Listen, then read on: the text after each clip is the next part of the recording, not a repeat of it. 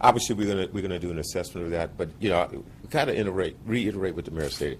We're not going to let a few individuals hold this entire city hostage.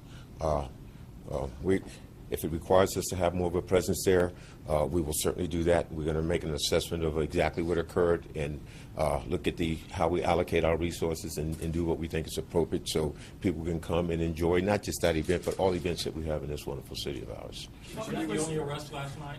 Yes, that was the only arrest last night. There have been a number of high-profile gang-related shootings lately. What is your department been doing to tackle that issue? I mean, there's been a lot of talk about this rivalry between the gangs. Actually, there have been shootings, and some of them have been gang-related. We have made some significant arrests as it relates to that.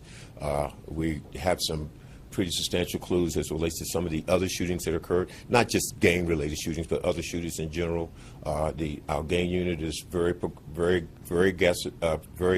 proactive and very aggressive in addressing the gang issues. As the mayor has stated, we work collaboratively with not just the police department, but we work with other entities in our community. We consistently have conversations as it relates to what's going on in the community, as it relates to crime in general, which certainly include the gangs. But I would tell you that I think we're very aggressive in addressing the gang issue, and we're going to continue to do that. Speaking of which, Chief, was the gang unit on standby last night for this event? No, we had several officers working. I'm sure some of them might have been part of the gang unit, but no, they weren't specifically working for the sole purpose of this particular event. Chief, we've got a chance to look at staffing. Do you think the staffing was adequate last night for the event? Again, that is something that we're going to evaluate. What was the suspect wearing last night? I don't know. Do you anticipate other arrests? No, we made one arrest as it relates to this particular incident. Do you anticipate others? That's yet to be determined. Chief, I just want to make sure I understand. It sounds like what you're saying is the young man who you arrested, who you called the suspect in this case, it sounds like he was shooting at somebody else and she just kind of got caught in a crossfire. Is that what you're saying? No, what I am saying is that I don't believe, and this is tentatively, I don't believe that he purposely shot at the police officer.